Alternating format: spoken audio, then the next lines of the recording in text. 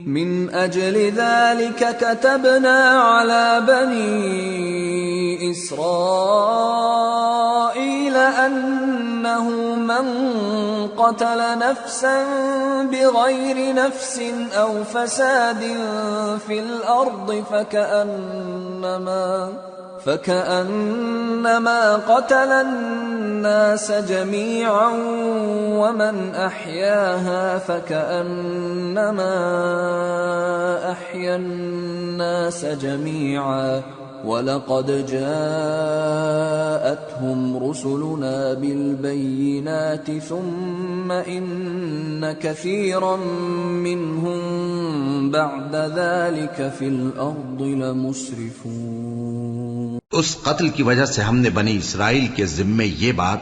لکھ دی کہ جو شخص کسی کو ناحق قتل کرے گا، یعنی بغیر اس کے کہ جان کا بدلہ لیا جائے یا ملک میں خرابی کرنے کی سزا دی جائے، تو اس نے گویا تمام انسانوں کو قتل کیا، اور جو ایک انسان کی جان بچا لے تو گویا اس نے سارے انسانوں کو زندگی دے دی۔ اور ان لوگوں کے پاس ہمارے پیغمبر روشن دلیلیں لا چکے، پھر اس کے بعد بھی ان میں بہت سے لوگ ملک میں زیادتیاں کرنے والے ہیں۔ انما جزاء الذين يحاربون الله ورسوله ويسعون في الأرض فسادا أن يقتلوا أو يصلبوا أو تقطع أيديهم وأرجلهم من خلاف أو ينفوا من الأرض ذلك لهم خزي في الدنيا ولهم في الآخرة عذاب عظيم إلا الذين تابوا من قبل أن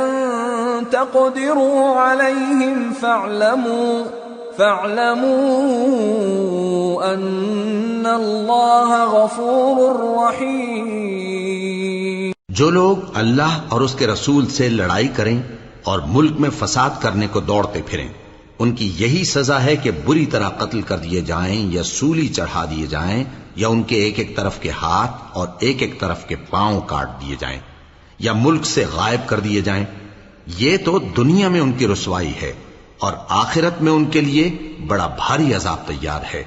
ہاں، جن لوگوں نے اس سے پیشتر کہ تمہارے قابو آ جائیں توبہ کر لی تو جان رکھو کہ اللہ بخشنے والا ہے، مہربان ہے۔ یا ایھا الذین آمنوا اتقوا اللہ وابتغوا الیہ الوسیلۃ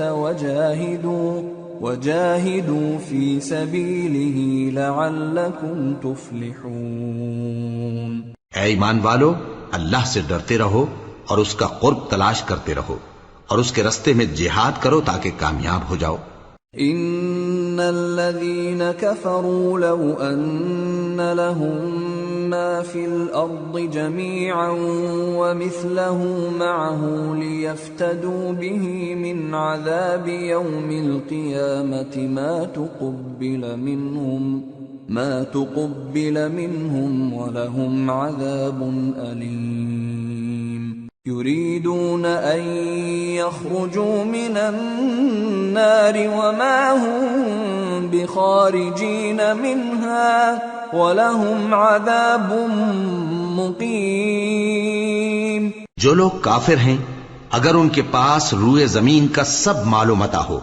اور اس کے ساتھ اسی قدر اور بھی ہو تاکہ قیامت کے روز عذاب سے بچنے کا بدلہ دیں، تو ان سے قبول نہیں کیا جائے گا، اور ان کو درد دینے والا عذاب ہوگا۔ وہ چاہیں گے کہ آگ سے نکل جائیں مگر اس سے نہیں نکل سکیں گے، اور ان کے لیے ہمیشہ کا عذاب ہے۔